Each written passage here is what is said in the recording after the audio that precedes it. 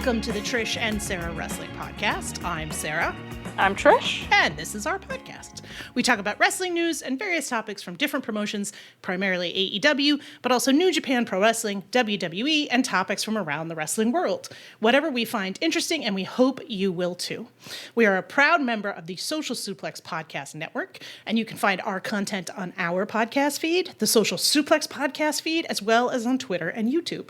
Please feel free to like, subscribe, and rate our podcast. Today is Sunday, September 1st, 2024, and we're going to kick things off with a discussion of last week's AEW podcast, AEW podcast, good Lord, AEW pay-per-view. God, it's going to suck today. Stars you meant to go on. Stars we mean to go on. Disastrous mess.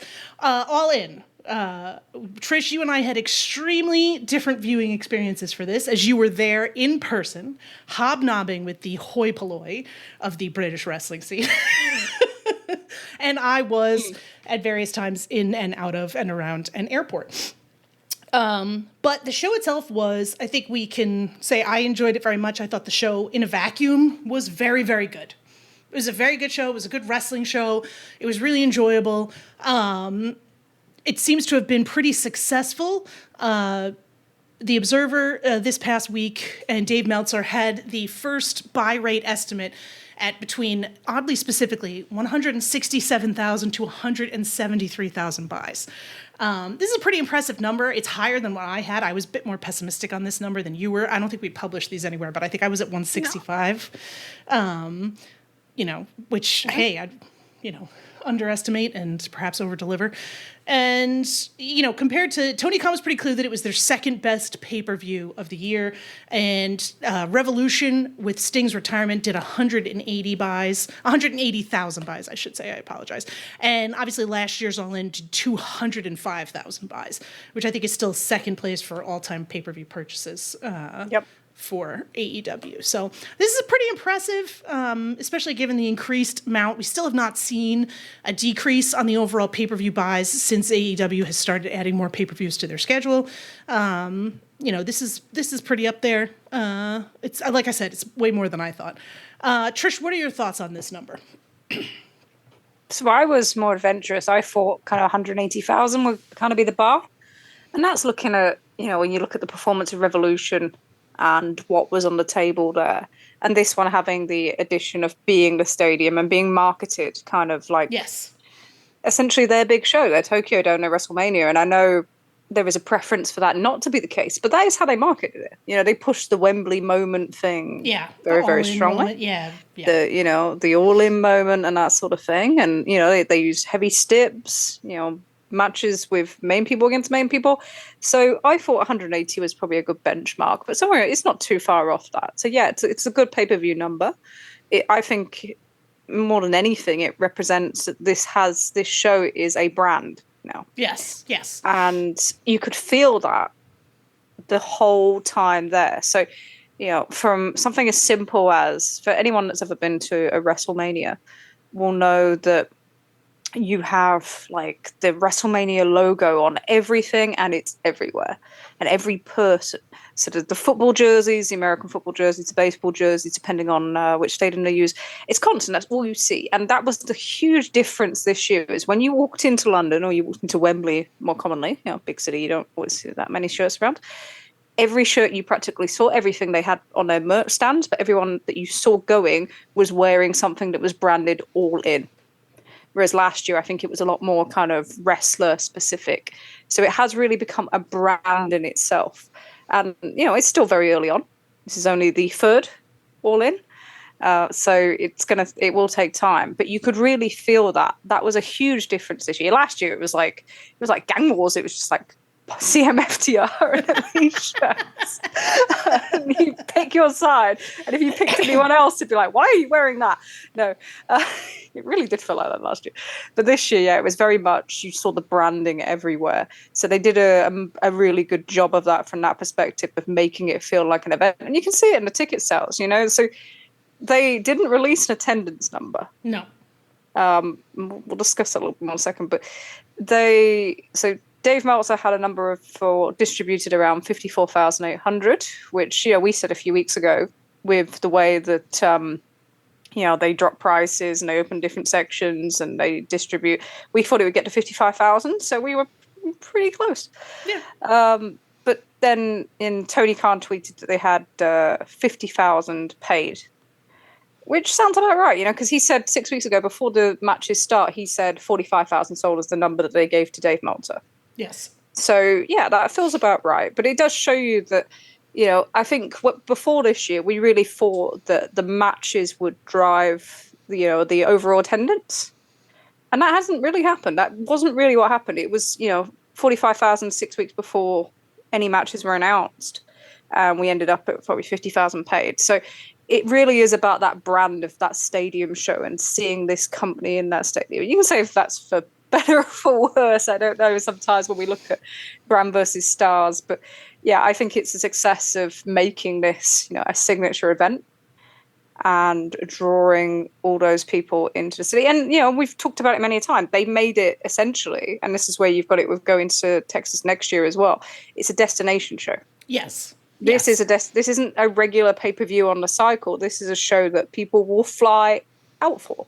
Right. They will fly into London from the US. I met many people that have flown from our group chats or elsewhere that have flown in from the US for this show, and it will be the same next year. So when people look at, they're setting up for 35,000 potentially in Texas at the Rangers Stadium next year.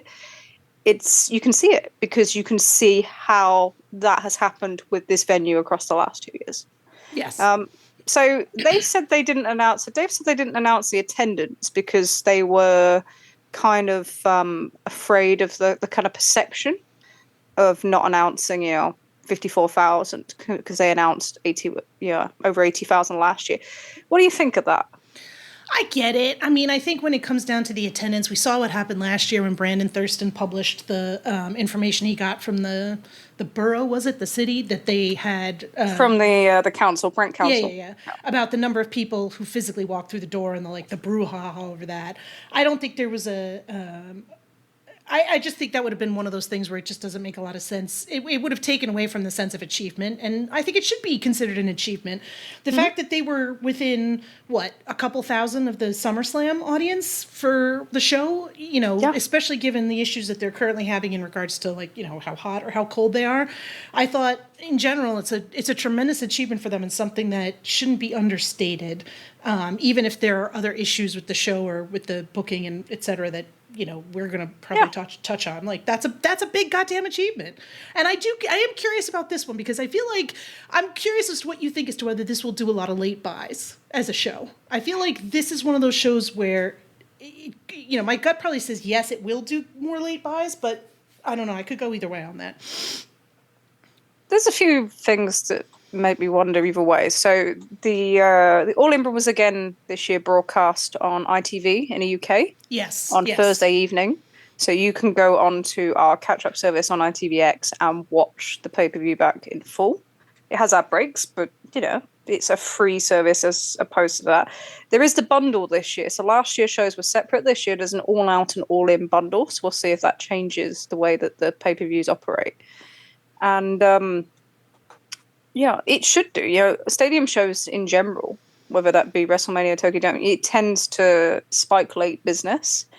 And so you would expect to see so, but it can be difficult. And especially when you've got another pay-per-view right after because you can cannibalize your own numbers in some ways. So we'll see on that one.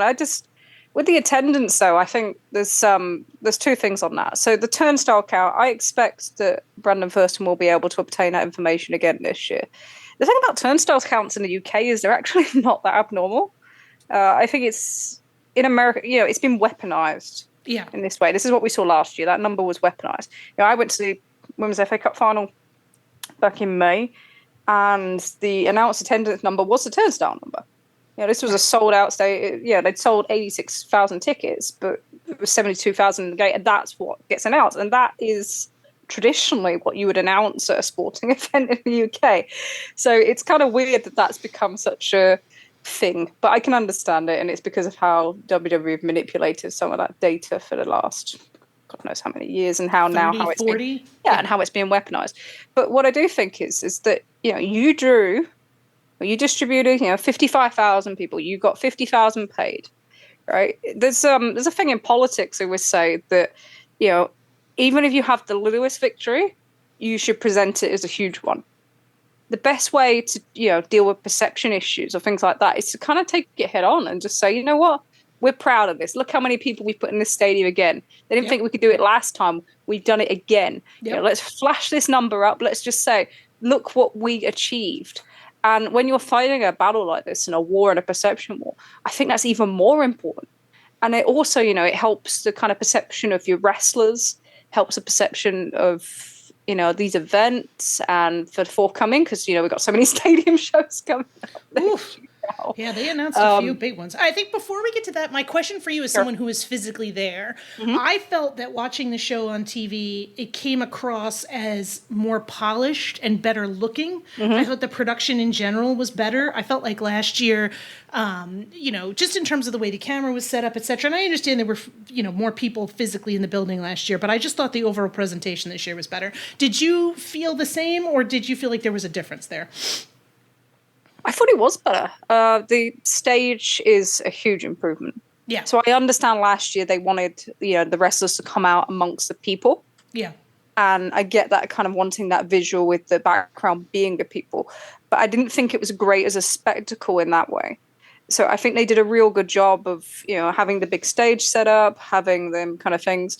They screwed up the streamers, which was hilarious because they were just kind of wisping in the wind for the remainder of the show from Max's streamers. And at one point, I think Bryce was going to go up and try and cut them down. I'm like, mate, they're like 10 foot above you in the air. Like, even the ladders, you had a ladder do that. But yeah, it just felt like it was, you're right, polished is the right word. You know, it was much more smooth. The entrances felt bigger. I think they just did a much better job on that side of things. And I think that's important. You know, that sort of presentation is important for stars. And you can talk about who they picked and chose for that. But it's a whole point of that will help with perception again. So yeah, it was much more polished. The sound in the stadium wasn't great for the first half of the show. Jamie Hayter theme was inaudible, which was very annoying because that theme's great and just makes me remind me of Blackpool Arcades at all times. But it's a great song. Great. It's just literally like it's playing. You don't call them cranes, do you? I call them cranes. What do you call them? Claw machine? The claw machine? Yeah. Claw machine, yeah. It's like the music you get on a claw machine in like any arcade. It's just fantastic. But yeah, there were some issues with sound. Biggest thing I think was for me, and I know some things come across better on TV or worse, but I've seen people say the crowd was more engaged this year. And I didn't really feel that. I thought, you know, there was moments where the crowd were heavily engaged. But it felt like last year that the crowd were kind of welcoming to everybody. Yeah. You know, it's just like, we're going to have a great time because this show's here and, you know, this is like an occasion event. Whereas this year they kind of pick and chose, especially like in the pre-show. There's people coming out and people are like, nah, I'm not going to pop for I'm not interested. Well, I think not interested. I think some of that can, again, come back to the presentation being better because you just, in terms of the way that you at home interacted with the audience, you kind of saw them a little bit more and they appeared to be more engaged, I guess would be the best way to describe it. Yeah, so it was, that was interesting. And then... No, go ahead. And then it was just kind of, it was, you know, I think it was, they paced it pretty well until they got to the kind of Jack Darby thing. And you could see them struggling in the gauntlet because it went from like... Oh, yeah, the gauntlet was funny in that regard. It then like sped up like really funnily. It was like... You know, I literally looked at it and was like, I'm not going to time these things. I'm like, I'm sure that's got quicker. You could big time. So, and they have a hard curfew, you know, all this talk about WrestleMania could run through the 9. We've always said they have a hard curfew and they had to be done by 10, which was early in the last year. So, yeah, that's tough. But, yeah, I did think presentation-wise, I thought it was a much better show. I thought it was much smoother to get through than last year. But yeah, the crowd were more up and down. I think the gauntlet was probably the thing that took the crowd out a little bit. And even at the start of Ospreay and MJF, you know, there wasn't the heat that I kind of expected there to be. Yeah. They got there for the end. You know, they had the huge pop for the Tiger Driver. But it was like, it took time to get there. That match was kind of killed by the gauntlet. But yeah, the match order was okay. I think I would have swapped Mariah and Tony with Britt and Mercedes, but I can understand why Mercedes is in that spot, but it was awful in terms of spot. It killed them. You've had two, just had that finish of Max and Will, and you had the gauntlet just before, which was, it's just it's like the Rumble. It's a pop thing, isn't it? Yeah. So it was just too much for them, and it was a slow-paced match, and there was literally like all you could hear. What's the comparison for this? All you could hear, like the whole stadium was just like chatter during that match. You could just hear the noise of talk, where no one was like, there was no chanting or anything. It was just the noise of talk, and then they had a really sudden finish, and you were like, well, they're not doing a rematch. They're not doing a rematch there. And they evidently aren't. So that was interesting. What was your kind of favorite moments from the show? Well, we're not going to do a match by match review because that's not a thing. But what was your kind of favorite moments from the show? I liked the Danielson Swerve match. Swerve came out and he just looked absolutely freaking incredible. And all that I kept thinking about in terms of Swerve's entrance was like, Jesus Christ, this guy's a fucking star. Like, and not just in the presentation, but the way he carried himself, like, in that match, and the way that Swerve was set up in that match was just spectacular to me. I really, really enjoyed that. I thought I enjoyed the gauntlet up to a point, and then I was confused by it. I really liked Tony and Mariah. I know that some folks liked it more than others, but I thought it was a great match, and I just enjoyed it. Beyond that, I think one of the things that kind of came to my mind a lot when I was watching it, especially with the pre-show, was how many freaking people were on this show. Right? Especially considering last year when there was so much talk about how it was an issue that people weren't on the program and that people weren't being brought to London, and they were, why didn't they do a gauntlet? Why didn't they do it? I mean, the pre-show just went on and on and on. Felt like everybody and their brother was in it. It was kind of amazing to me the way that went back and forth. It was a positive to see all those people there, but at the same time, it was kind of strange. I feel like when the Von Erichs came out, I was kind of like, okay. What state are we in? Yeah, like what's happening now? But in general, like, I think one of the things about the show that I found so frustrating was how good of a show it was, and yet it didn't take away from the build to it being so hit or miss in so many different things. Which I think is something that kind of is getting lost a little bit, because people are like, it always does. Well, yeah, it always does. Like, and it doesn't solve it, because then you go back to you go to Champaign, Illinois, and you can see it. Like, you can see the issues they have. So, but yeah, that always gets lost in my. It's funny, we spent so much time this year talking about WrestleMania 31, and that is a show that had horrible build, all these issues coming out of it, but was an incredible show. Exactly the same thing. Yeah, so. It was really an enjoyable 6 hours of television, or however much it was. Tell you what, right? If you ever go to Wembley, or they come back to Wembley in 2026, here's the one pro tip: you get seats in the 200s. Why? Because that's the club section with the big padded seats. Yep. And you will be grateful for it. I will tell you now. Like that's the way to do it. Like, I think everyone in our group chat that came over were like, had listened, and we were all in one bowl all the way around. But no, it makes a lot of sense. I think, it's kind of different, I think, in the live experience in so many ways. And there was times when I'd check in on our group chat, and the conversation of match is completely different feel from how it feels live. So I always find that kind of interesting. But yeah, I really like Tony Mariah.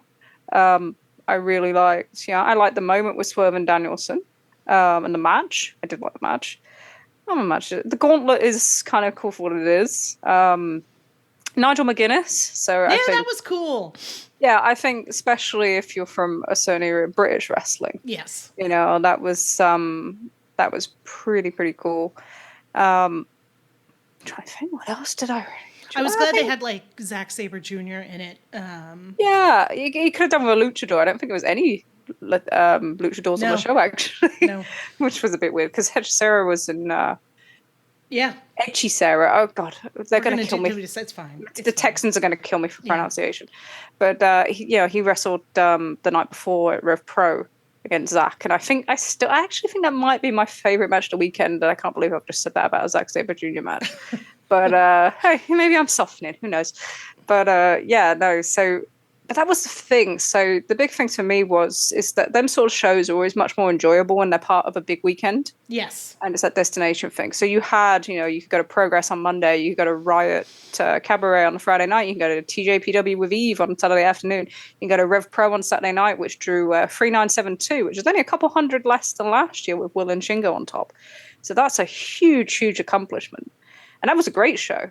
Very slightly too long main, but that's standard with Michael Walker match. I was going to say, how the hell does he get them ratings? I am sorry. It's just like, we were all like 10 minutes from the end, like, time to go home, guys. Time to go home. Yep. But yeah, and that was a very fun show. And that had excellent presentation as well, which can sometimes be an issue, I know, with the TV on Rev Pro. But yeah, it really felt like a weekend thing. And it was great to see everybody. I think sometimes the thing that people miss is that you can have these big shows and you can be based on the caliber of the card or this or that. But a lot of the time it's about going to these things and spending time with people with similar viewpoints or similar kind of enjoyment and making the most out of that. And that is what WrestleMania kind of taps into. It's that thing of that experience. And this, you can start to feel that now. Yes. You have different people flying in, you meet up again, you do the same things, it becomes a routine, it becomes familiar.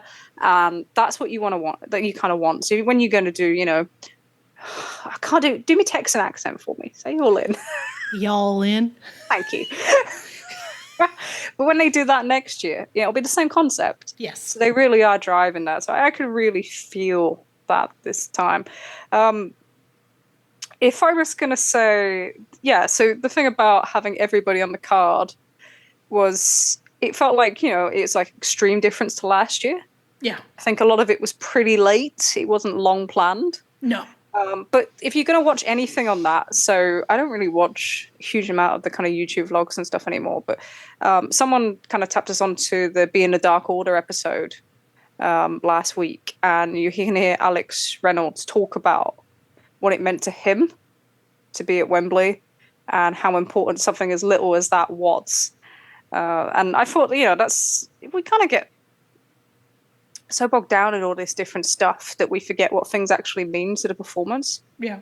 To be on that stage. And I thought that was a really good summary. So if you haven't seen that, I would, it's just like the first 5-10 minutes of the show. I would probably watch it and just give it's like a sense of perspective, on that. But, yeah, I think you're right on Swerve. He felt like I think he did last year as well. His entrance last year was the one where I went, yeah, that's it. This is that guy. Yeah. He's that guy. He's figured it all out. He's ready to go, And then all he really needed to do this year was kind of the promo stuff, which he really kind of, he's flew away on. You look at the promo that he cut on Wednesday and you're like, whew, okay.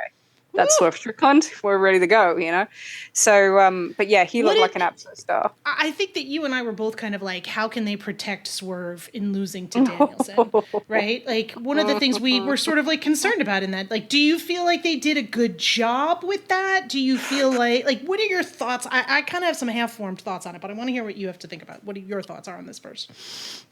So I had two different thoughts. I had thoughts in the moment and I have thoughts now.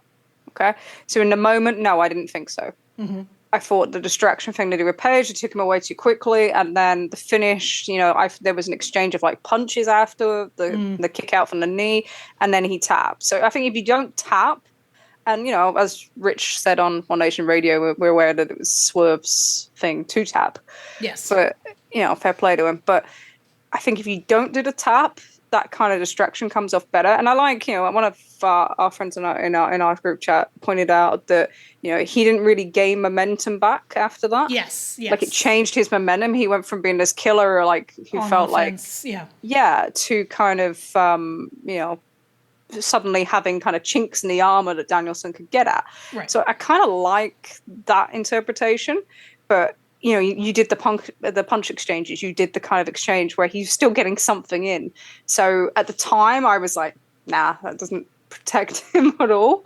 And then on Wednesday, they ran the video at the start of Dynamite where they basically kind of said that Paige had costing the title. Yeah. You know, they inferred it, they made it quite heavy, which is not what really happened, but they wanted, so the idea was to be respectful to Danielson and to that moment, you know, that they planned out since April, or March, April. But then at the same time to kind of deliver that next part of that story. But the one thing that crossed my mind, and it did like that evening, was, you know, all this talk about Swerve and Hangman that completely misses the point of, you know, like not cutting a guy's legs off when you're really looking for somebody hot. That was the moment he should have come back. If you do that distraction running, he jumps that fence, he throws Nana. Yeah. How hot is he now? Looking at the numbers that he had when he came back, how hot is he now going into All Out? How big is that match now? Much bigger than what it is currently. Yes, I agree with that. How much momentum does he have that he just wouldn't have had his legs cut off? And there you go. You've got a guy that can go straight into the main event rather than having a match which, you know, the Steel Cage match is it's the original finish, actually. It's the one they should have done at the end of last year. So I know we'll talk about Lights Out, but I think that was more to protect the title for, you know, not going on last. Yeah. But if you did that, you know, that momentum is so much different, and then you kind of fix a lot of things. I don't think you can fix a build entirely for this one. And, you know, they delivered a great moment, and that's what we expected. Because Danielson, you know, in the ring, storyteller, fantastic. You know what you're going to get. The match is always going to be fucking spectacular. Yeah, exactly. Yeah, we never doubted that. There's never any question that it is. Yeah. But I absolutely think that's where Paige should have returned. That was it. When I watched that moment, I thought, that works so much better because the distraction works better. It's like the shock of it and then the chink in it. Yeah, I just think that was the moment. And that changes the way you go into this fall period now. Whereas now, if you're going to do something main event with Paige, you're going to have to build him back up rather than just kind of coming in and doing that kind of run. So, yeah, at the time I was like, nah, I didn't think it protected him much at all. Now I can kind of see what they've done. Is it a massive deal? No, you know, the kind of the life in that program, you know, they're in a tough spot now. Yes. You go into All Out, you know, they wasn't really promoted on the show last night. No, you've got a 2 week. No, so you've got a 2 week build, and this match is going on last. Yep. As of last Wednesday, this match was going on last for next Sunday. And it's not getting the kind of push like Will and Max had for their TV match where they run every show all the way through. So they're going to have to do a hell of a lot of work next week. But that needs that full promotion. You know, it's not going to, they've got issues, you know, selling tickets in Chicago for that show just because of schedule and everything else. And the perception is, you know, people perceive it as the B show after All In to All Out. So you have that issue as well. And then your pay-per-view buys, you've got a cannibalizing of the number by being so close together to a major show, to a stadium show. So it's not the best spot. There's not the stakes that there was previously, potentially. I don't know, some people feel like the story's damaged. Paige, you know, they're both coming out of losses. You know, Paige ended up being on the kind of the backside of a Jeff Jarrett spot, which is, but yeah, so they've got a tough thing. And, you know, that promo they did last week absolutely sets up a Paige promo this week. So some of the kind of things for that. But yeah, that's how I felt about the interference at the time. And all I could feel about the next day was like, this should have been the spot. This should have been when he returned. But, you know, we are where we are. So I think that for me, one of the things that I feel like can't be overstated when people talk about like how good Swerve is it's again, it's sort of similar to Hangman in that way where, you know, if you don't acknowledge or talk about the holes that he's been put into, that he's had to dig himself out of, it's almost like, you know, well, of course he's good. Like, I feel like how great he is understated because you're not really talking about how much the shit around him has impacted this, right? Like, if he came out of that spot looking good, it's because he did it for himself. Right? Like he didn't get help from the angle. He didn't really get help from I think Danielson definitely helped him in terms of, you know, setting him up to look like a killer, which I think, you know, is good because somebody needs to. But I think in terms of like, you know, builds to programs, and you could see the difference even on Wednesday in terms of like, you know, and Tunnel Talk touched on this a little bit, but like, you know, when you think about like Samoa Joe and you think about, you know, Danielson and what Swerve has had to work with, and all of a sudden he's like, okay, thank God Paige is back. Like, I don't have to do this by myself anymore. Like, somebody will do a promo battle with me. But like, I think it's just, I don't know. Like, I just think you cannot I can't overstate how impressed I am with Swerve. And I was somebody who was fully on board with him in January and being like, they should belt him up, even when other folks were like, I don't know. And now it's like, Jesus Christ, he's even better than I think people think he is. And people are talking about how great he is all over the place. Yeah, he's he's a complete guy in a lot of ways now. We talked about a promo game and his in-ring game has always been there. I think, but he's really shown that this year, and people are now recognizing that who were questioning it 4 or 5 months ago. He's had different than anybody else, right? Unique, right? He is unique, but he has, our favorite thing. He has an incredible eye for detail. Yes, I really think that's a calling card of kind of people that feel, AEW wrestlers. Yes. Numbers wise, it's kind of been mixed, but it's going to be. It's his first reign. You don't get that on a first reign very, very rarely. He's had some successes as well. And you've got to look at this and say it was a success. He had to go back to kind of playing the heel for it, which is not ideal. No. But he did it. I thought it was interesting that Danielson kind of acknowledged that Swerve carried the build as well. In the press conference. That made me laugh of all these months, and he's like, no. Again, if you knew it was happening, why didn't you do something about it? But whatever. I can get what they try to do. It's fine. But, they got the moment out of it. But the key thing with this is it's just like Revolution, really. Is you have to get the follow-up right. Well, before we move on to other stuff, I guess my question to you is, like, anything else from the booking that, like, made you kind of go, huh, or that's interesting, or, I don't know. Like, any other choices they made that you were, like, either super excited by or somewhat confused by? I don't think there was anything that was, like, super exciting booking-wise. No. I thought it was it was pretty much as expected, to be honest, other than the kind of Christian choice for the gauntlet. What I will say on that was I did have a prevailing sense of, and to be fair, I thought I was the only one going to say this, and then Dave put something in the Observer around Jack and Darby, and I was like, thank God, because I'm not going to sound like I'm crazy. So this one kind of piles into the Bryan Danielson, Jack Perry kind of talk that I woke up to on Thursday morning. Now I can't watch live. It's like a whole hellscape on Thursday morning. But no, so this thing, so you've got Jack Perry, who is the challenger for the title on an event in Chicago, and he is the challenger for an event where the world title is not currently scheduled to main event the pay-per-view. Right. So I woke up and just went, okay, yeah, that's fine. And you look at that match. So this is a perfect example of kind of where I think you'd have to flip what they did at All In terms of building your stars of the future to kind of just kind of celebrating the stars of the past. Yeah. Is you have Jack challenging for the world title, and he lists the things that he's done. So, he beat Danielson in Anakin Arena. He's won this belt. He destroyed Darby Allin. He did. Yep. Time cut, whatever it is. He destroys Darby.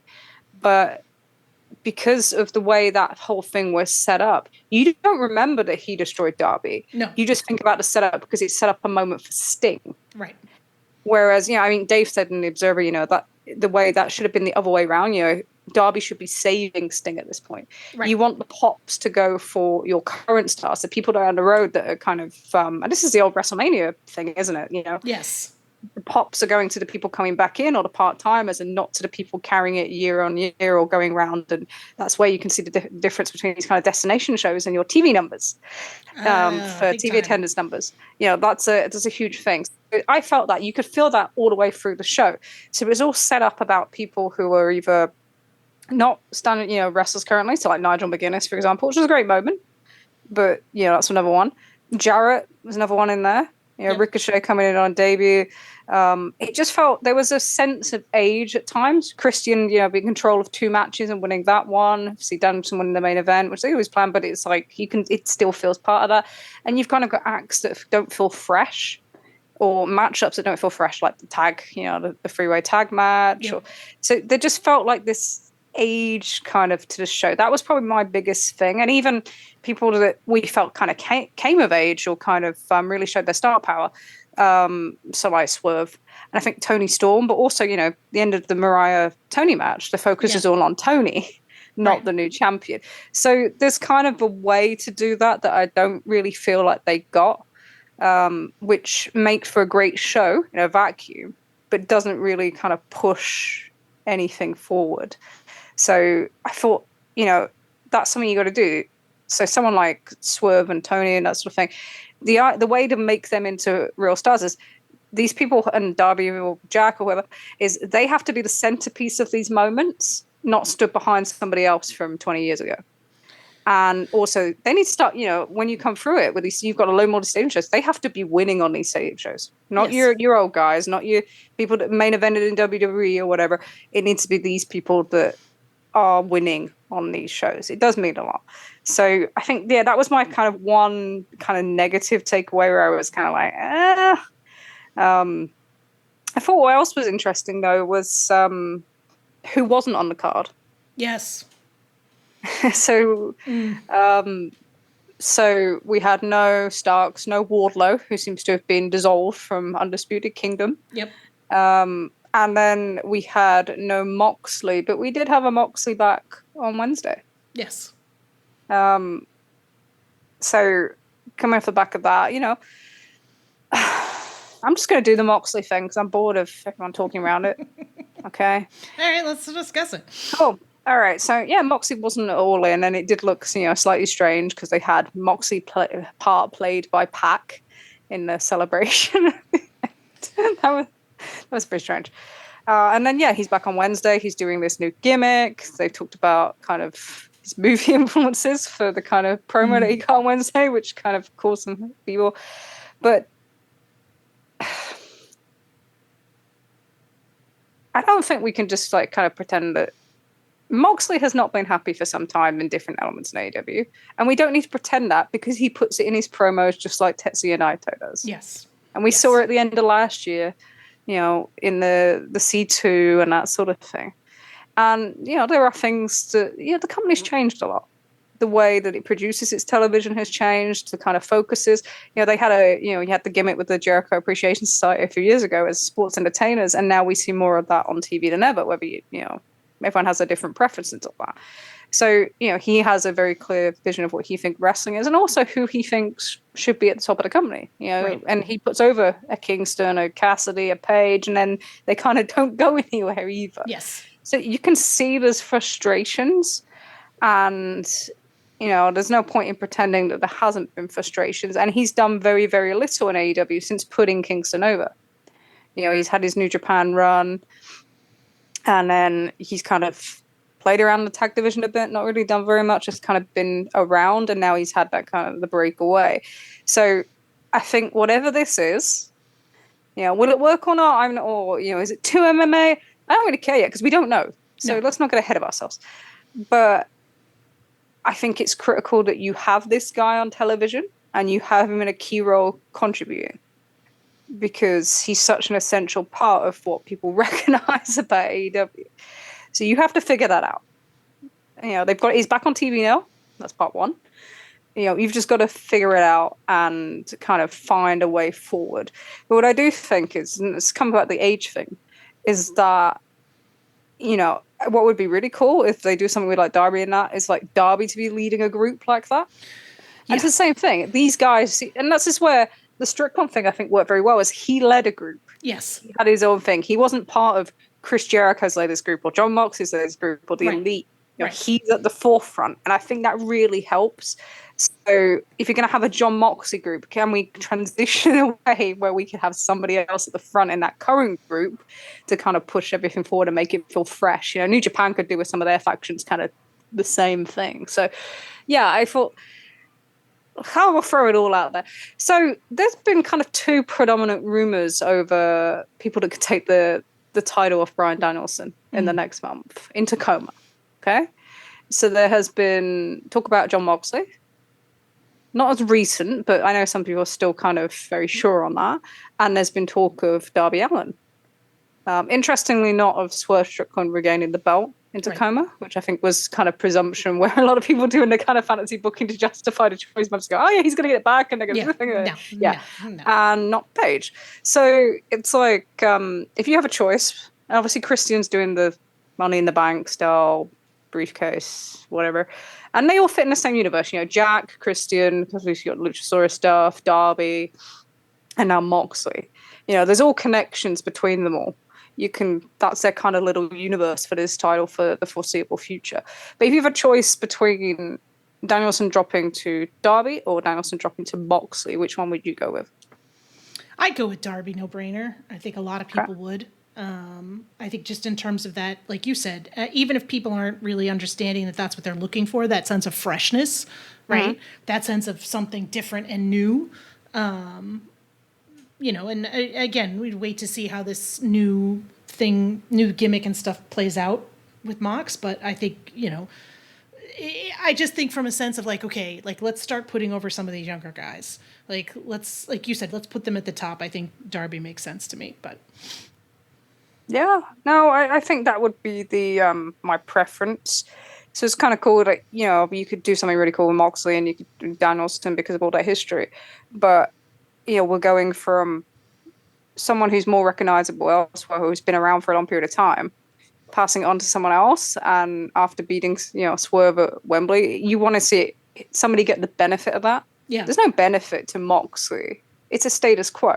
Yeah. Okay, you've got maybe a slight increase in TV because, Moxley's a bigger draw than Danielson. But it's not like a huge, huge difference. And someone like Darby can generate TV numbers. We've seen that many times in the past. His TNT title run in 2021 was very successful. And then I think you can go to a lot more different places if you do that. You've got, someone like Takeshita's got a win over Darby this year. Jay White's got a win over Darby this year. Darby has a win over Adam Page, so you can come back to that if you wish to.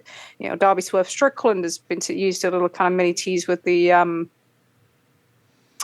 Blood and Guts thing. They did promo for Blood and Guts. Yes. He owes Max a headlock takeover, I'm pretty sure, as well. So I think there's more options where with Moxley, even in like a heel role, you've got a few, but you don't have anywhere near as many, and it doesn't feel fresh. And I really think that's something you can look at now, especially if you've got this TV deal kind of locked up, as they say. Seems like that's the case. Yeah, pen's out already, or whatever the lingo is this week. We've been doing this so long. It's going to come out tomorrow now. I'm just glad it wasn't freaking this week, because you and I have enough to discuss today. Forgetting to get into that, I was like, my God, this freaking podcast will be 4 hours. Please wait until a quiet week. Yeah, Leah's going to kill us. I know. But so I just thought that I've completely lost my train. No, I think that, listen, my thing is, one of the things about All In is that despite how good of a show it was in a vacuum, I didn't leave thinking that any of the results were going to help any of their current booking problems. And it seemed like a lot of the feuds were sort of just status quo. I was surprised in some ways that like the gauntlet, AEW used to be good at letting a battle royale set up a bunch of feuds moving forward. That didn't seem to happen with this gauntlet.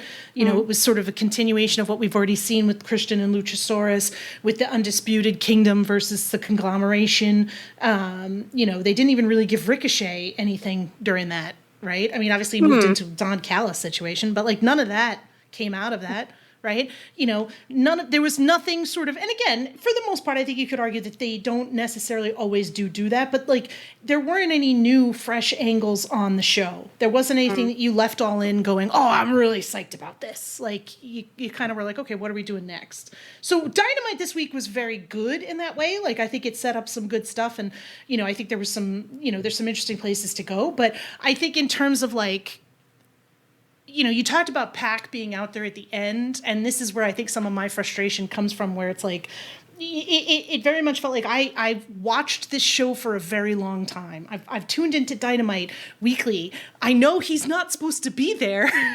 He has other friends. Where are they? And why is Moxley not out there instead? Like, it just was one of those things where it felt like, it was a little bit like when they would replace an actor, like when they replaced Becky on Roseanne with the other Becky, and you were like, you weren't supposed to notice or talk about it. It's like, I'm being gaslit and to be made pretend like it was Pac the whole time. Like, could we do something about this? Could you make this into a thing?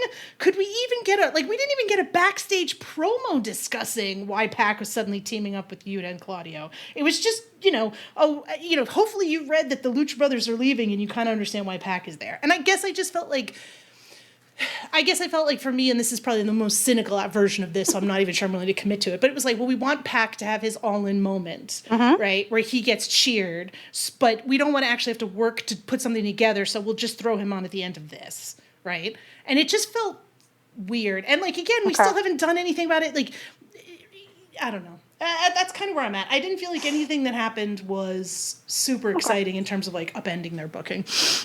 Yeah, it's a great show in a vacuum, and it's about moments. So they went with making stadium moments. That never changed your booking. It hasn't with anybody. It doesn't do it with New Japan. It doesn't do it with WWE. It doesn't do it with anybody. Nope. But as a concept, it was a good night. It was a good night for the company. Yes. And it's all about how you follow up. The funny thing about the gauntlet actually was the one thing that it teased, which was, so Josh over at Keeping It Strong Style on our network is kind of pretty absorbed in the idea of Zack versus Okada at Wrestle Kingdom, with Zack with the belt, and he's gone through the reasons as to why, and having a true Japanese draw in the main event and potential of Naito Hiromu in a semi-final. And they kind of teased that a little bit, and I was like, that bastard, he's right. He's got it. Like, this could absolutely be it. They could be doing these spots as well. And I was just like, you bastard, you've got it. Which is great, but it's like 6 months away, and it's there was nothing kind of building. They just went with the moments, and I think they thought, stadium show, that sort of thing. But it's a difficult one. The danger is that you get into the point where we just watch your pay-per-views, and we've seen that anyway. Well, that's just it, right? Are we the build to this whole main event thing? You could have watched Swerve versus Danielson without having seen literally anything that had happened before it, and you missed nothing. Like, you really missed nothing, right? Yeah. So, like, that won't get you hot. That won't get you hot. It'll give you great moments. It'll give you great shows that people will come in and watch pay-per-views, and we've seen the pay-per-view audience hold up better than any other part of AEW in terms of popularity. But it's like, that won't give you somebody hot. It won't develop somebody. So, yeah, there's a balance. But they've got a lot of these stadiums, coming up next year. So, we have, obviously, we've got the Tokyo Dome January 5th show, January 4th. We've now got Grand Slam Australia. Yeah, they announced that over All-In Weekend. Yeah, Brisbane Suncorp Stadium, capacity of 52,000. Fox Sports Australia they had the quote that they're aiming for 40,000 fans. And, this is being helped by local government. Brisbane is the home of the 2032 Olympics. So there is an effort to bring in international events. Same way we saw like Rio when they had the Olympics and then the World Cup, and they bring in other things. So it's not too uncommon. Be interesting, because Brisbane's not it's not Melbourne or Sydney that you traditionally think of when it comes to Australia. Right. But it's just it'll be interesting to see how it goes. I think they're currently just on VIP sales at the moment. So it'll be interesting to see how that does when they open up regular ticket sales in the foreseeable future. But yeah, it's an adventurous one. It's definitely a city that doesn't normally get that sort of attention. It's a great venue, home of the Brisbane Broncos. So it'll be a nice stadium. If you have to make me say the Texas accent, I'm going to make you say the name of this city before. Brisbane. I'm not going to want to say it. That's not even that hard. Brisbane Broncos. Like, well, how is that hard, right? I don't know. Brisbane. Brisbane. We'll get you to say, by February, we'll get you to say good day. You can do your best Steve Irwin impression, and we'll get that done. I'm old enough to remember Crocodile Dundee, so. God. Yeah, that's a good show. It was a good film. But yeah, no, so you think about it, so they're in 40,000, and that's not too far off. So Elimination Chamber back in February, WWE announced 52,590. WrestleTix number was 47,927. So it's not too far off that number. If they could get 35,000 in there with a stage set up, I think it would look really good. Yeah. Then we've got the Texas show in July, and then we have Forbidden Door now announced for a billboard actually on Friday. My messages I got going, is this real? I'm like, yeah, it's just a billboard. But they've announced that for the 24th of August. No venue announced, but just the date for London. I think that's a kind of a good strategy. I'm not sure about Wembley 2026. I think if they do really well in Texas, then it will kind of invigorate that. Yes. But you also need something there. You're going to need to move some of these people along to the point where you can have them on that stadium bill. So, but I like the idea of doing Forbidden Door. I think London is a good market for it. It's easier for the Japanese talent to come in and out as well, for flights and that sort of thing, than going all the way across the US to a New York or, Toronto or anywhere like that. So that will work. The one thing about that date, though, and I think it works for All Out actually as well, because having a Forbidden Door before All Out is going to work so much better than All In. Yes. So that will work. But the one thing is it's a week after the G1 normally finishes. Yes. So you are going to have 1 week potentially a build, and you are not going to have any of the main guys. It's not like Forbidden Door season where it's like Best of Super Juniors and we can bring Zach and we can bring... No, none of that. It's not going to happen. They're all going to be on a G1 schedule, especially now we're at to 10-man blocks. So that's going to be interesting. I know you can lose more luchadors, and likelihood is that you build like they did this year, where they put Swerve and Ospreay on top.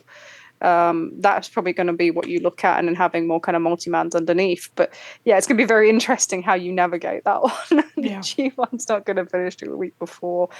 So the interesting little thing on so we've kind of done a little summary of Swerve title reign, and I've talked about kind of old head and that sort of thing.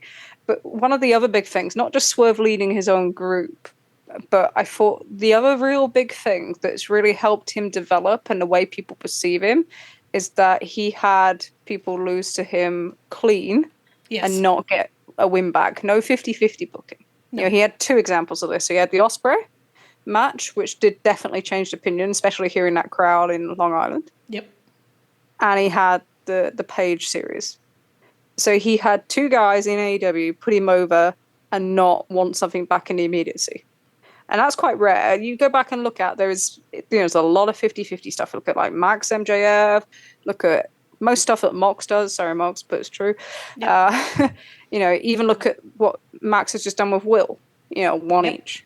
Yep. So, but I think that really kind of helped him push along, was the fact that he didn't get as much 50-50 booking. Sorry, just a random thing. And that will be important because you've got all these stadium shows. You need a guy like Swerve at that level.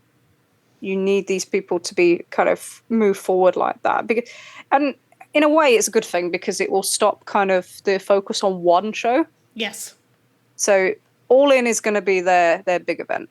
They're still calling it, even though, if they get 40,000 in Brisbane, that's bigger than the potential setup for the one in Texas at 35,000, what they're aiming for. So they're calling the Texas show the biggest show of the year, but there is a likelihood that the Australian show could be bigger. But it's the way they're still marketing it. So that will be their number one show of their year, their culmination of their year, so to speak. So you have that, but yeah, you need all these people to be able to kind of main these shows and build up their star power and these sort of things. So we're going to need some people to be, they need to lose. Get down there and lose, Yeah.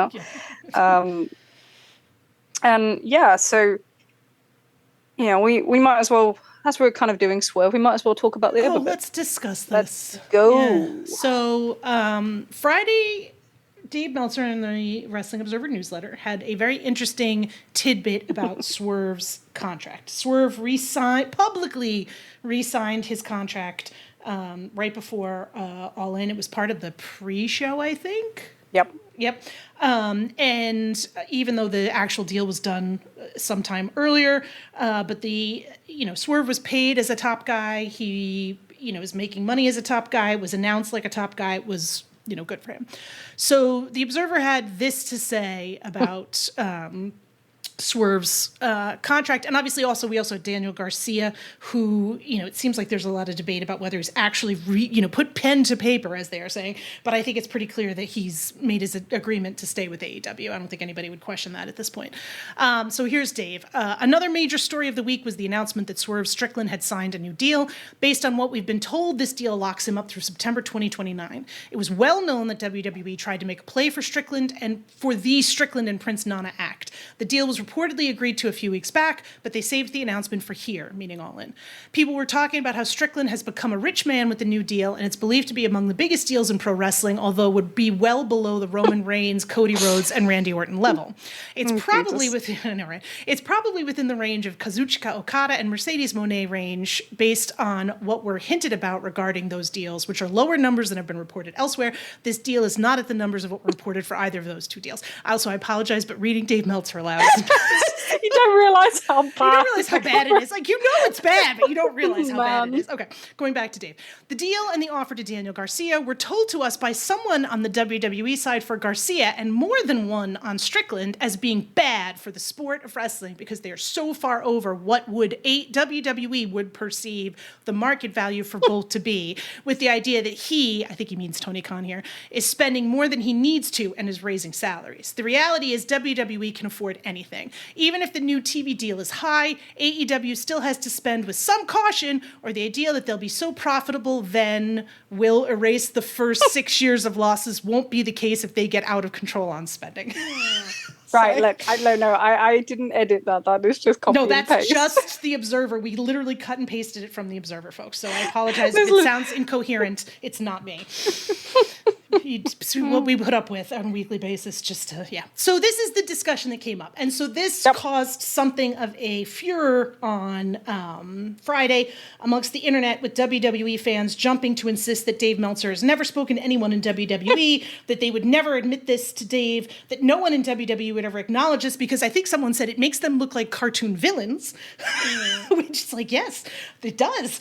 And, you know, is obviously ridiculous. And it was also part of a broader conversation about WWE, because this is a complaint that they made specifically about Mercedes Moné. When discussion of her contract came up, there was similar kind of conversations made to Dave, as well as Swerve Strickland, as opposed to other wrestlers. And you can kind of maybe say that, is it because they're black, right? Like, let's just get it out there and say it, right? Yep. Where's the racism here? And so, you know, we wanted to talk about this because we both think it's very interesting on a number of levels. You know, obviously for both of us, the ridiculousness that, like, wrestlers shouldn't get paid because it's, you know, Tony Khan is screwing over the sport of wrestling is one of the most obscene and ridiculous things I've ever heard. If WWE wants to play cheap with wrestler salaries, they're welcome to do it, but it's clearly not going to work entirely for them because, you know, people talk now, right? So one of the things we discussed was, you know, Trish and I, we don't regularly watch WWE television on a weekly basis. I think we can both say that accurately. So it's certainly possible that there is some intense main roster storylines that we're not aware of. Again, we listen to Wrestling Observer Radio pretty regularly. They recap Raw and SmackDown pretty regularly. So, you know, we're kind of at least aware of what the general storylines are. But I was like, you know what? I'm really curious as to how many African-American wrestlers have had pay-per-view main events in the last couple of years, because it feels like it's not a lot, and it feels like a lot of African-American wrestlers have been somewhat decentered as part of the booking under Triple H, and this is one of the bigger changes with Vince. We also have a lot of what, we can go on what MVP said in his Instagram comments. We talked about that on another episode in regards to coming flat out and saying that Triple H is racist. But one of the things that was interesting was when I went back through literally every pay-per-view card from this past Bash in Berlin, which was yesterday, all the way back to Backlash 2023. And I was kind of surprised by this, even though I sort of knew what it was. It's really kind of shocking how few African-American wrestlers are getting pay-per-view single events. So the most recent one was Naomi had a three-way for the women's title between Bayley and Tiffany Stratton, which she lost. And before that, you had Crown Jewel in November of 2023. Bianca Belair had a singles match against Io Sky. And then SummerSlam 2023, Logan Paul had a singles match against Ricochet.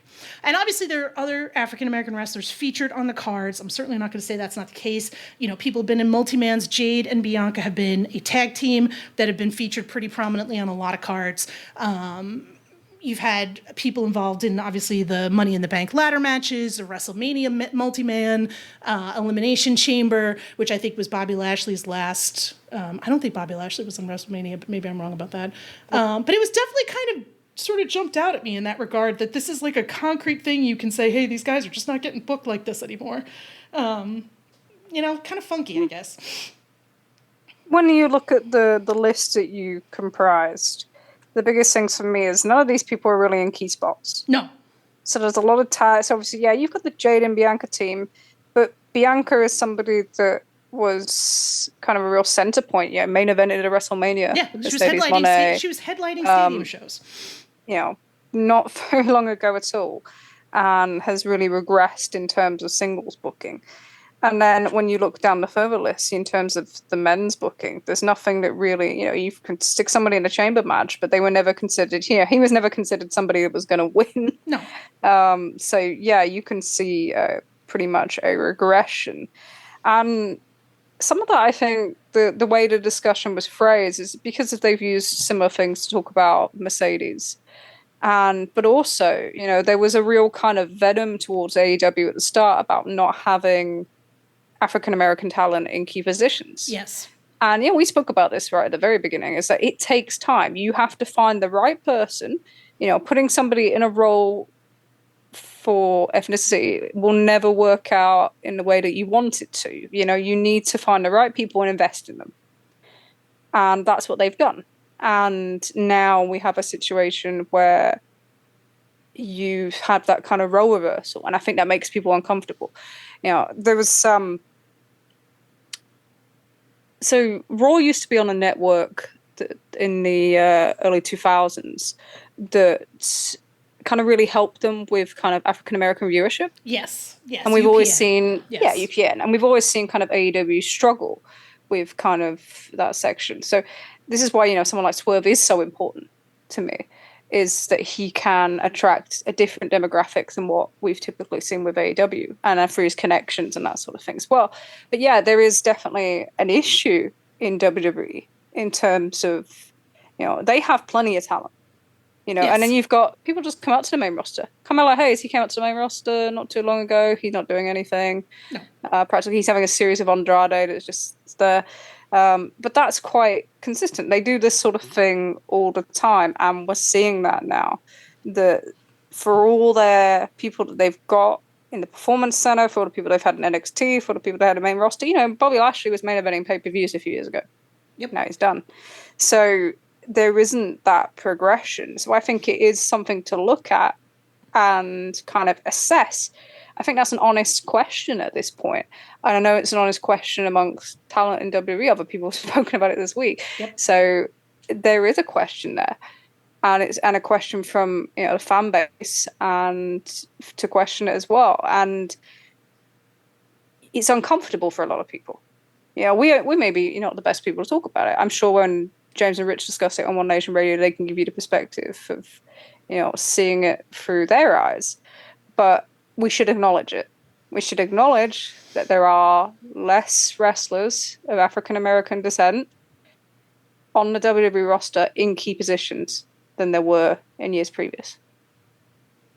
And that does play into this. But I don't think it's just that. So I know that's been the kind of focal point, but I think there are other reasons why this statement was made about market value. Yes. And why these conversations are being had, right? So remember when Swerve got the belt and we said the biggest difficulty for him is that he's an AEW turned wrestler. Yes. His achievements are in AEW. Yep. And that means that he's seen as lesser value to some people. Yep. And we knew that he'd have to tackle that. We knew that the focus on him would be greater because of that. And, the reason they wanted Swerve and Nana was because they'd become a fully formed act in AEW, and they could transfer him over and get the same success that they did with Cody. Yes. That's kind of one of the reasons they went after him, and they kind of thought, he might be unhappy after the Danielson loss, and, it wasn't the case, but that's the kind of perception they thought they could have a shot at him, as Dave explained. But the idea is that, so it feels to me that very similar to Cody, the idea that they thought, well, you've gone over there and you've kind of made yourself successful, so now you'll want us to take you back so you can have that spot. And it's that kind of arrogance of this is where people want to be in that spot, that misunderstanding of it. But it's that same thing. It's the thing that we saw with CM Punk and, on Adam Page and like that.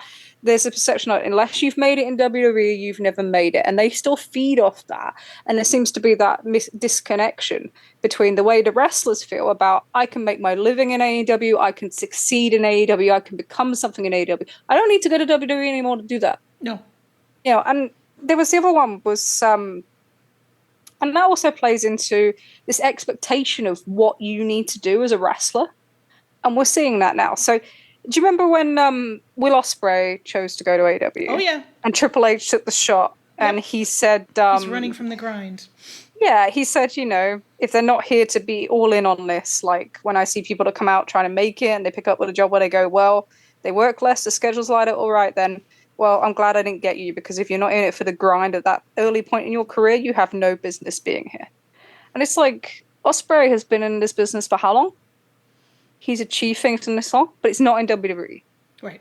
And having a smaller schedule, and he doesn't really, he flies in and out, his schedule's pretty grueling, but having a smarter schedule is seen as a downside, which is quite ironic considering they've just cut them out of house shows down quite considerably to give their talent a better schedule. But this is all being done to kind of... So there's this expectation of what you need to do to succeed as a wrestler. And it's bollocks now. This thing of needing to go on the road for 400 days a year, and it doesn't exist. Like, why would you need to do that? It's about time this industry modernized and it came forward, like everybody else, that these people are committed. They don't need to be killing themselves to be committed. They don't need to be killing their family, relationships or their friendships or anything else to be committed, or destroying their body much more quickly and everything else that comes with it that we saw in the 80s and 90s. Doesn't need to happen anymore. Well, it's also fascinating to me because you end up in a situation where you have WWE possibly becoming reliant on getting AEW acts that are fully formed, right? Yep. Because what are they producing themselves from the Performance Center? When was the last time you had somebody from the Performance Center? Probably Tiffany Stratton, maybe, but even that, Rhea would probably buy. Rhea probably. Yeah. Bianca definitely. But again, you're not seeing as much of that. So like you're sort of saying, well, we need these people to come in, but we don't want to pay them like stars. We want them to accept a lesser offer or a less competitive offer because we want them, you saw this with Okada, we want them to be excited about WrestleMania moments. And that's one of the things with AEW doing more stadium shows is that kind of like, well, you're not going to be able to do a show in front of 50,000 or 80,000 people. Like that kind of goes out the window because now you are, right? Now you have your all-in moment as much as you and I are like, eh. Yeah, but no, you're right. So it's a key point. So this thing of you can't achieve that sort of moment outside of WWE. So this is kind of fight back. So we've looked long this year on the way that WWE undercut all the kind of advantages that AEW brought into the marketplace. But this is one where they can fight back. We can offer you that stadium show. We can offer you these crowning moments. We're doing multiple of these. We talked about All In not being too far behind SummerSlam. Well, what was the paid for WrestleMania? 57,000? Yep. So too far behind that. Nope. So you can offer something different in this now. And I think that really is important. And that I think, but their need for superiority and this thing in this business that you have to do something in WWE, and we see it with the Hall of Fame votes every year. Yep. The way how the Bucks struggle, or Randy Orton compared to Jesus. So this is kind of that thing now. And the idea that the way that they get them is because they offer a better schedule and that's a bad thing, or they offer things like, obviously it's out there now, Paige took paternity leave in March through, and that was built into his deal. Like, these are things that we have in the real world, guys. Yeah. This is about modernizing the industry. And when you think about what this competition has done, the impact of having AEW is to look at where were WWE wrestlers prior to AEW? How is this industry? And we had people in this industry. I was talking to someone at the weekend because I wanted to who wrestled for WWE in the 2000s and held a championship at the time and was making less than $100,000 a year and paying rental car and paying accommodation. Yep. That's not a life. And we're struggling to kind of, actually does better in the industry that he works in now. than he did then as a WWE wrestler on the road full time, on TV. That had to change. Every other industry is racing up on these sort of things that has similar incomes.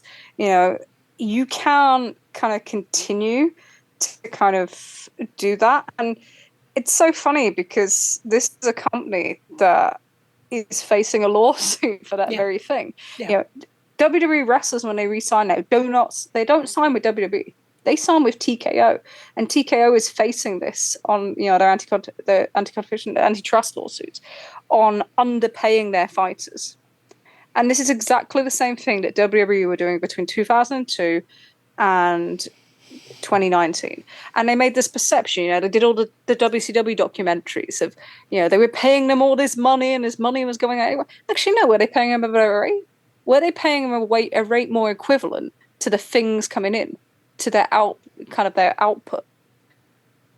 Wrestling is an underpaid industry, right. Massively underpaid industry. And now what happens is that you get people who are on better contracts, better money, better terms and conditions, and all of a sudden we weaponize it against them. And we'll do things like excuse booking to kind of weaponize it against them.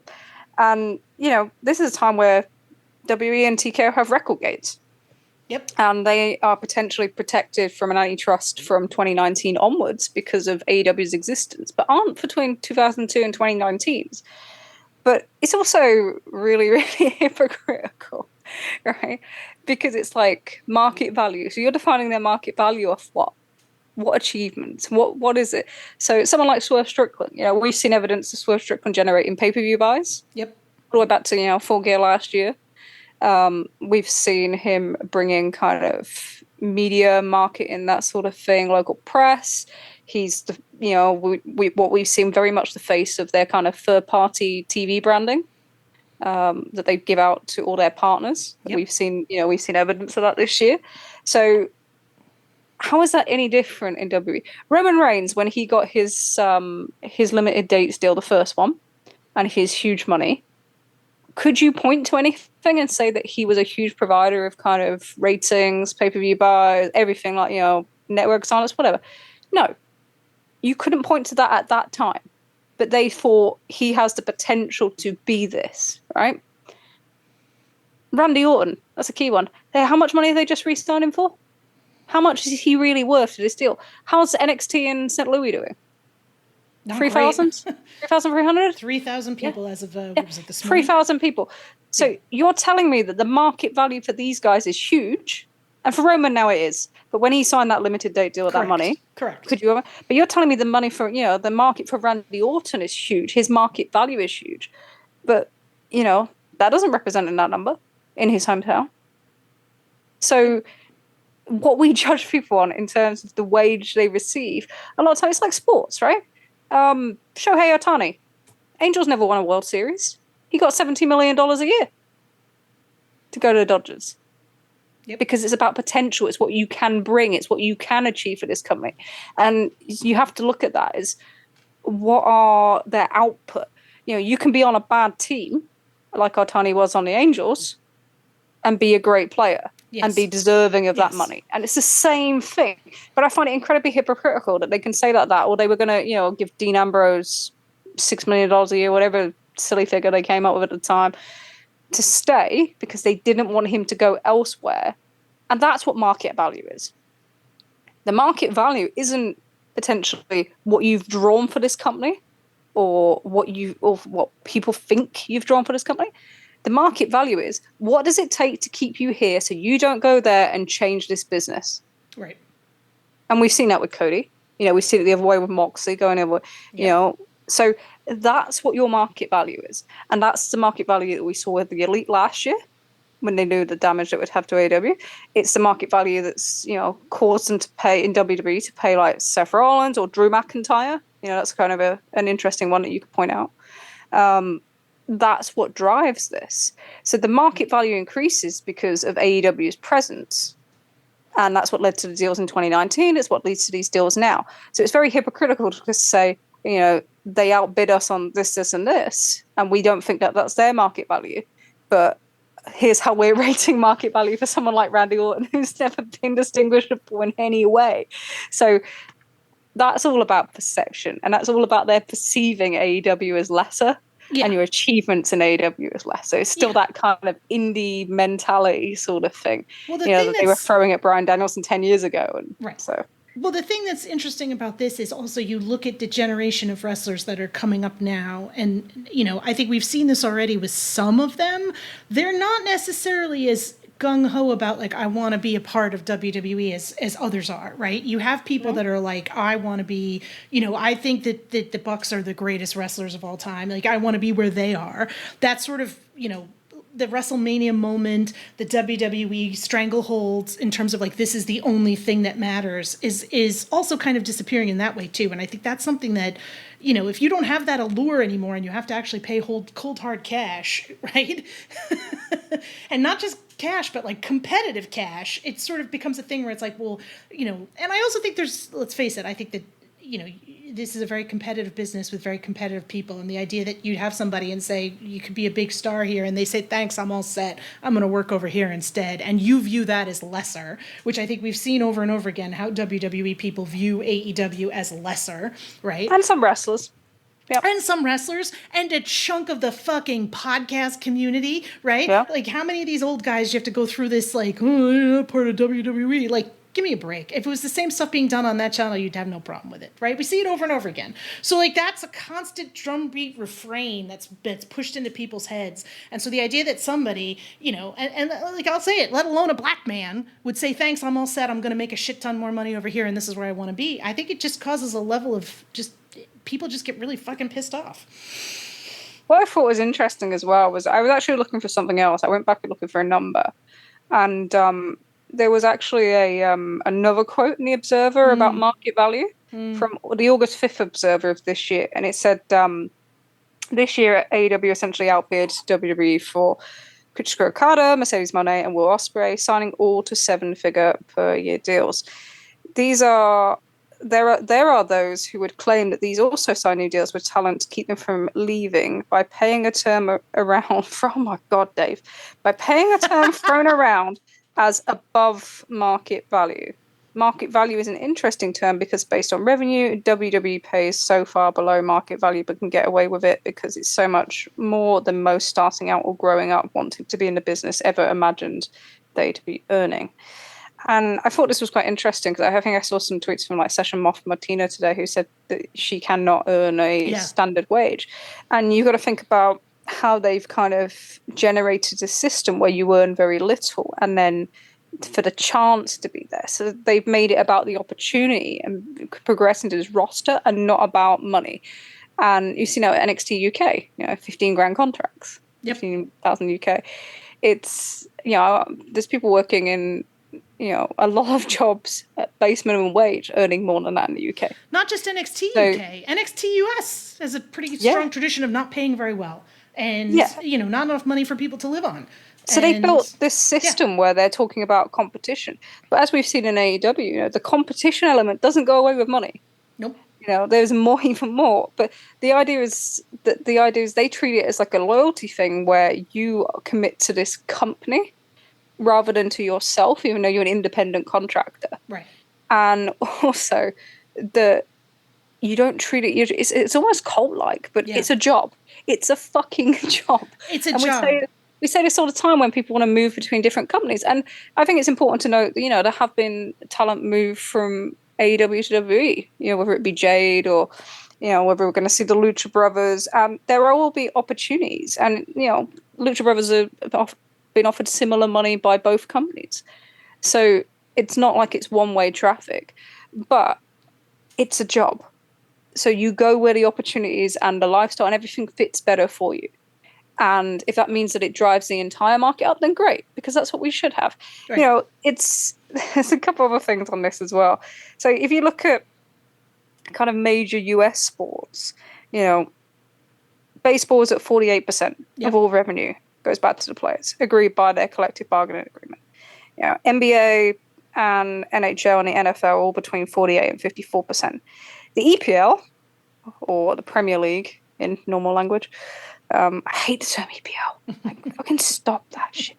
Pay 71% of income to their clubs, to their players. You know, say AEW is, you know, nowhere even close to that. And if they get the TV deal that's kind of been speculated, it'll be around 45%. You know, currently it's around 55%. You know, this thing, right, that it's about, you know, got to be profitable. Do people actually realize how much Tony Khan's family actually? I don't think they do. I think that's one of those things where, like, and I say this as someone who has a podcast that focuses a lot on business, right? We fucking love business and the nerd and shit, but like who cares? like who cares? This isn't a public. It's not a shareholder company.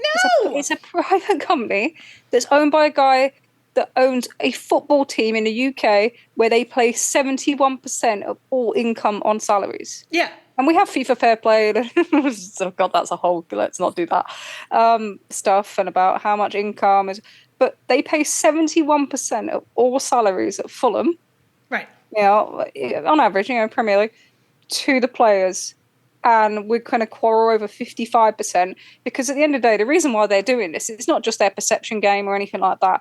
It's that TKO work on this thing where they are trying to maximize as much profit and cut back as much as anything. Because they have to please their shareholders. Yeah. So as much as, do you remember when they first come in and people were like, they'll just let people go all the time? And it's not happening. Actually, they're getting more competitive in keeping people that they think could be a threat to them competition-wise. Yep. So their idea is, it raises the market value of everyone, and that is bad. Well, it's bad for your profits in that sense. Right. But it's not bad for the performers, and it's not bad for the industry as a whole. No, it's much better for the industry as a whole. The biggest thing of AEW, and you know, we always talk about change the world and all that stuff, the way that it did change the world, and you know, if you want to question Tony's business, I don't really care. Yeah, he has enough money. They have enough money to do this. They do this with football teams in the US, and they do it with football team in the UK.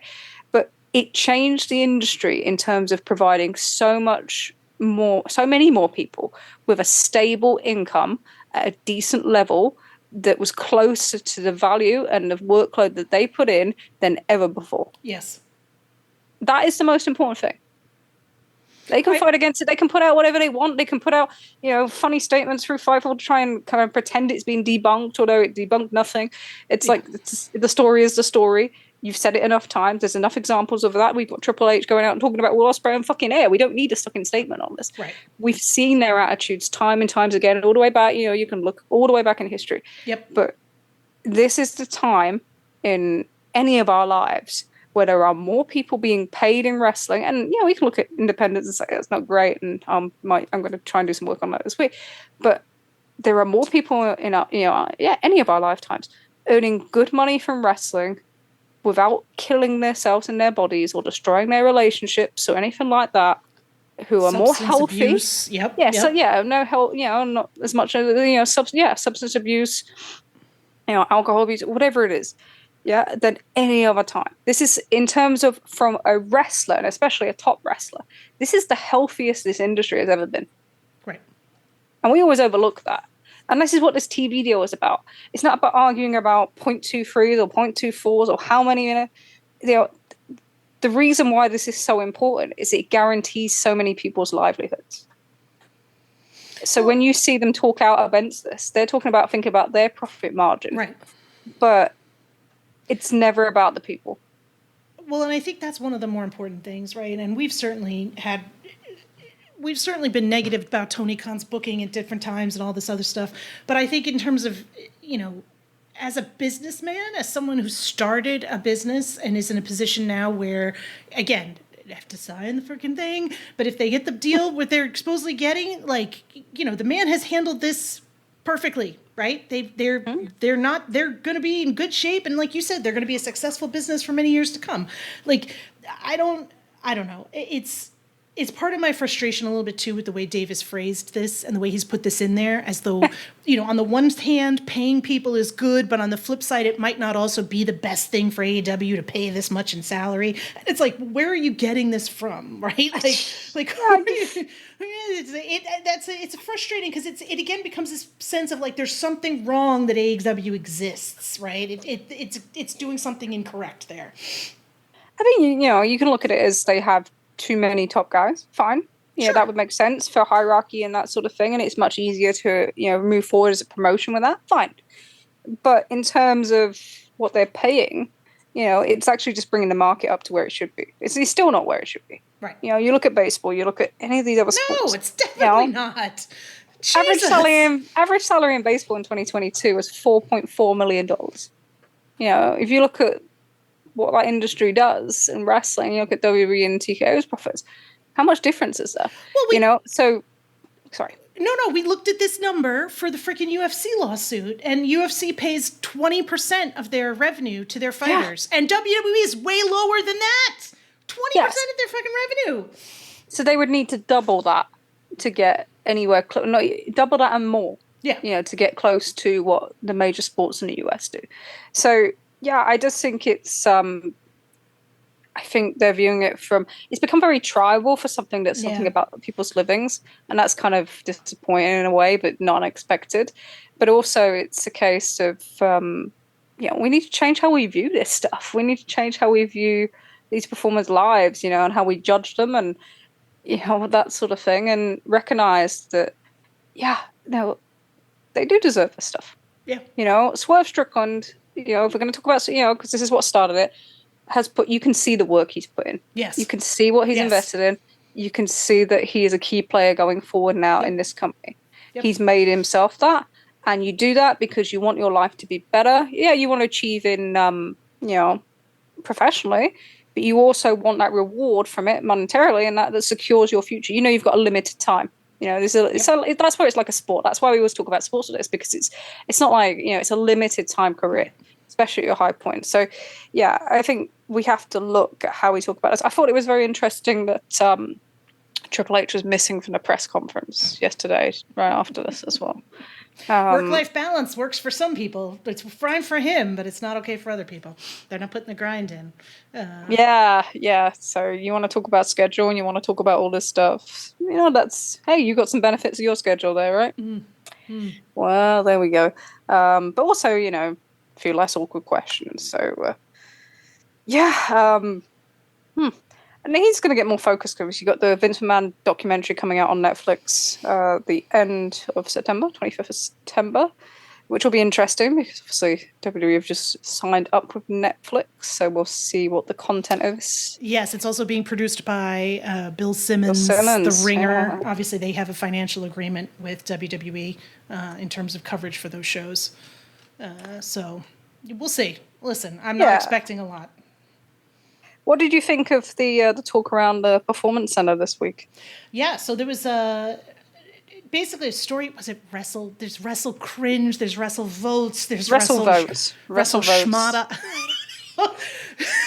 You got your Twitter accounts all fucked up. I got myself the all Wrestle fucked up. Votes. Wrestle Votes basically broke the news that on a call with Mark Shapiro of TKO, there was some kind of conversation or discussion about moving the Performance Center to Las Vegas.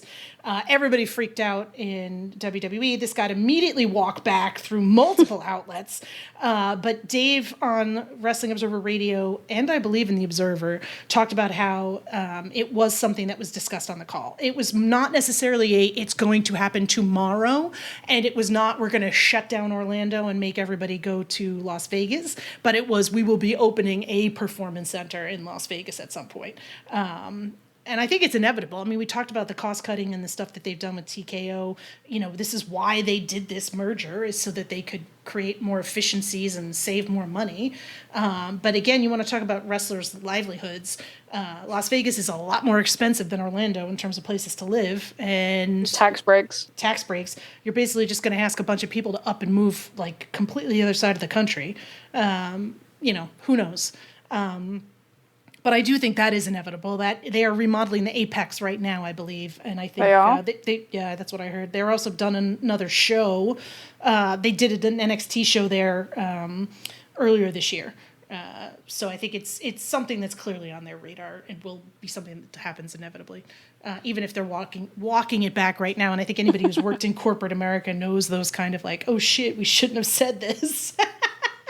Yeah, so they was talking. Mark Shapiro was talking about Vegas as a potential destination, and the kind of it seems to have shifted. There'll be like an additional performance center or something WWE presence there, but we all know where it's going. Yeah. It was a similar thing when they moved from Deep South to FCW. Right. There was very much, oh no, it's not happening, and now it's happening. And that's been quite consistent with TKO stuff and WWE as well. So, yeah, that's just, now that's a question of when and not if for me. I think that's what we're looking at there, and especially once they get into their CW deal, because, they're walking into a big period of time. You've got, that NXT debut on CW on the 1st of October. You've got the SmackDown debut on USA on the 13th coming up. In fact, the last SmackDown is going head-to-head with Collision this week, which is interesting. So we'll see how it works. And obviously, they're still running up to their return in Netflix. So you're going to see January 6th, Trish. Yeah, so you're going to see a lot of kind of. You're going to see a lot of The Rock. You're going to see a lot of John Cena. Seeing a lot. Roman's back now already, so they're really going to push the kind of forward with that. But it's interesting. So for all the talk of kind of AEW old heads, they are very much going with the nostalgia acts for next year. Yep. And all these debuts. So how long does that work for them? It kind of maintains your peak. I think the Cena thing's going to be massive. How much does it go kind of full on? I guess we see. But are they going to run out of those though? Like, there's a finite number of those. We're bringing the Undertaker back. Like, I mean, this is, they get Steve Austin to do another show. Like, there's only so many guys they can bring back for these things before they run out. Yeah, the Cena thing is the last kind of really big thing that you can do. Yeah. And if you're running Cody Rock, then that's kind of done as well. Where you go from that, but it's about just maintaining the peak. Their idea is to kind of get as many shows kind of booked, like these huge stadium shows and that sort of thing, with kind of local site feeds before they kind of come off that peak. Yeah. And that's what that's kind of being maintained for. But Sarah, I've got to make an apology. Oh God. Yeah, I gotta make a full apology. Is it public? Yeah. Oh my God, do I need to play like some kind of music? Yeah, like, I mean, get the little violin out, right? Trish is apologizing. This is very serious. All right, go ahead.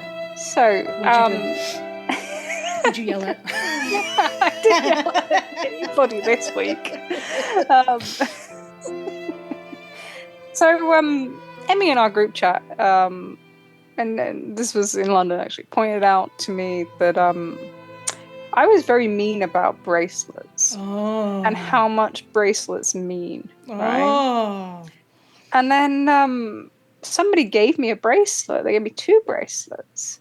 Our lovely friend Hannah, who is just incredible at making these things. And I was really happy to receive these bracelets. They meant a lot to me. And I need to think about how much these bracelets mean to me when I take the piss out of CM Punk wrestling. Do they mean enough to you for you to have a strap match that doesn't have any like actual strapping in it? Or, would you press a series of red buttons to turn on some traffic lights in order to get these bracelets back? Look, they missed a trick there, right? They were in Berlin. And some of our Discord have already heard this, but it's too good not to fucking use. Right, have you ever been to Berlin? Oh, yeah. Right, Berlin's wonderful, isn't it? I love it. Incredible city. Like, just so much history and culture. But, when you cross the road in Berlin, and they've got the little green man with the little hat on. Yep. And they've got a little red man. I've got it on a mug. I've actually got a mug in my house. I'm going to take a picture. I'm going to tweet this. But, like, with them on. Yep. And like that's what it should have been. No, never. You could do something like, get it in with the city. It's bash in Berlin. Have the little green man and have the little red man. Trish, And this put is that on each corner. Trish, this is a serious feud about serious adult men who seriously hate each other. They would not do something. Fucking bracelet. They can have stupid. They can have stupid lights. They're not going to do anything with props. I mean, come on, man. But this is like a destination show. Here's your destination. What better way to advertise Berlin than a little green and red man in every corner? Don't cross until you see the little green man, CM Punk. Everybody was the same color on the poster, so maybe they got that far with that one. Oh God. Anyway, no. So, would I touch all them four corners for a bracelet because it was given to me and it means something? Yes, maybe. Would I place my blood feud on it? No. Would I touch that bracelet after it's been in someone's trunks and they've wrestled around me for 20 minutes? No. You can keep that one. I'll go back and get a different one. I'm fine. I'm okay with that. I don't need to touch said bracelet ever again in my life. You can keep that. You can keep that down your trunks. No, I'm okay, thank you. But I have been reminded that bracelets can be very important depending on who gives them to you.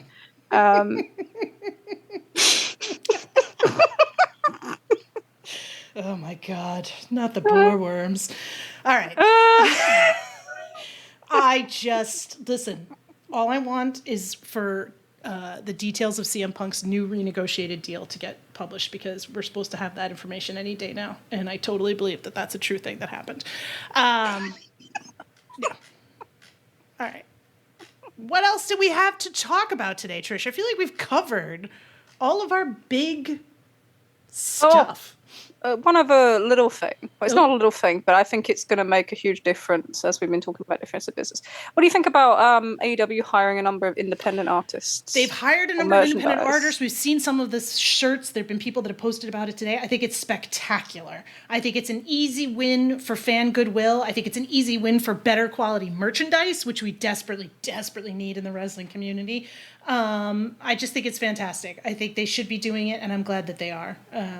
Because I think it's terrific. Fan artists in general don't get enough credit or money for the work they do.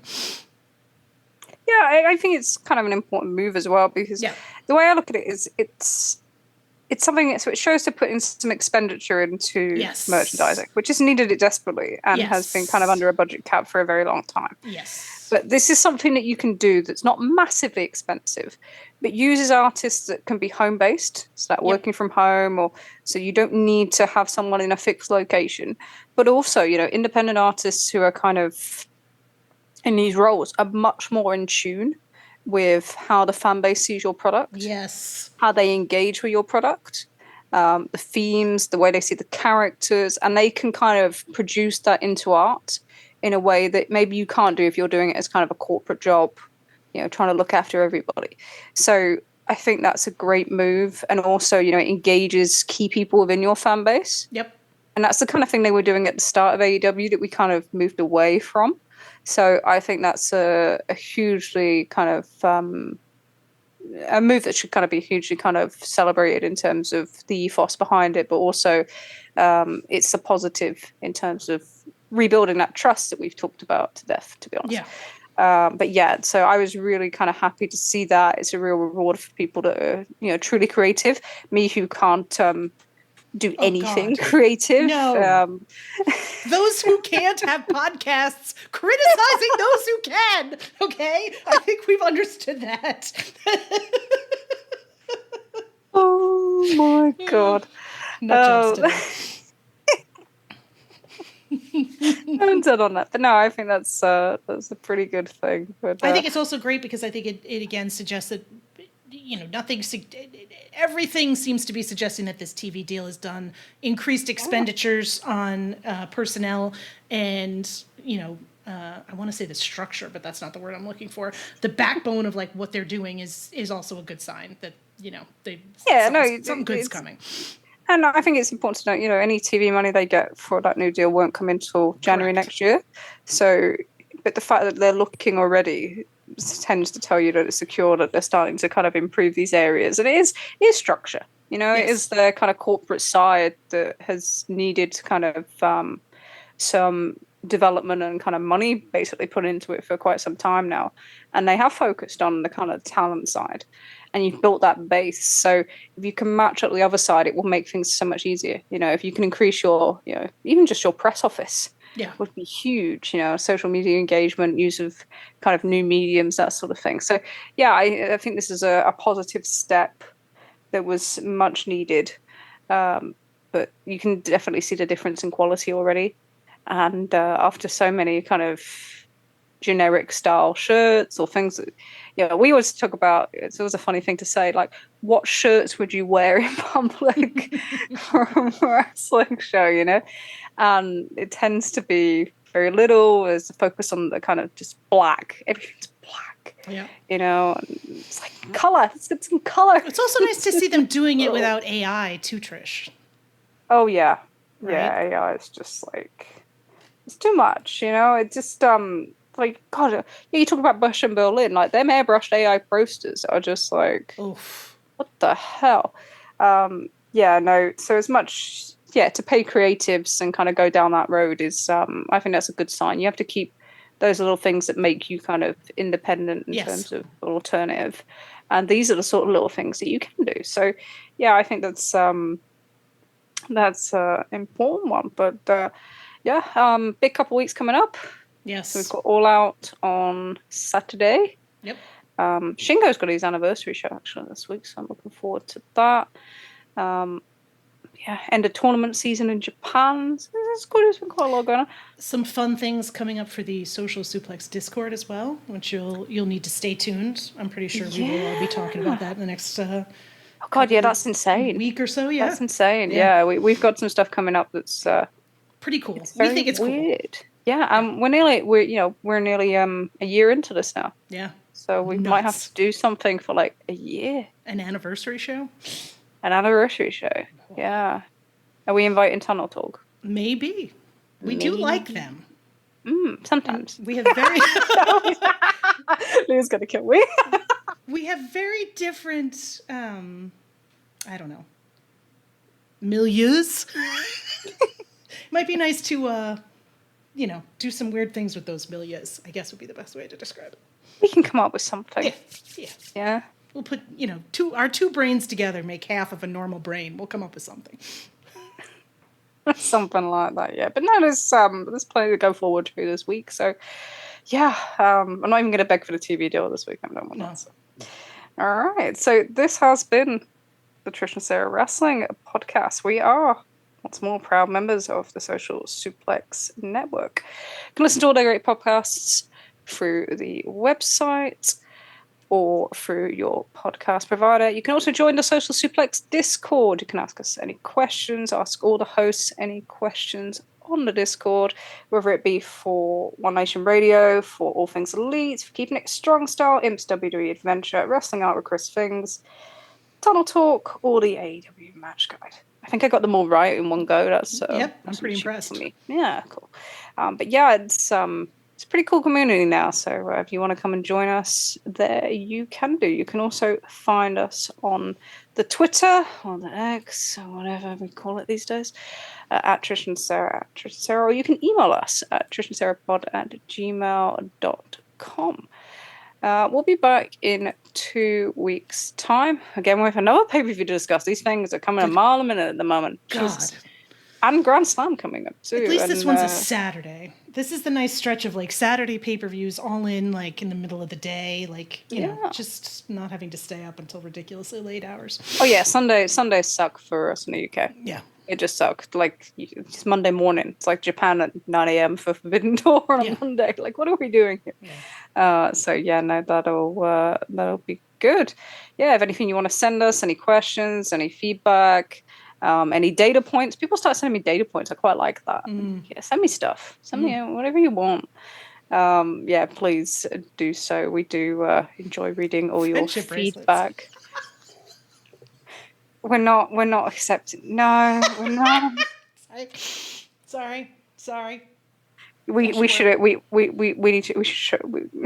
don't need a show censor person.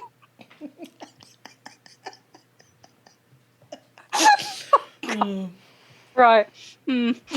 Oh no, we're going to start these things now.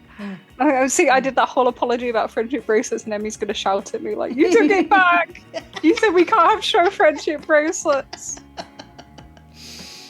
Yeah, her feet's still dying from me making her walk around London. So she'll be fine. Yeah, until next time, I've been Trish. I've been Sarah.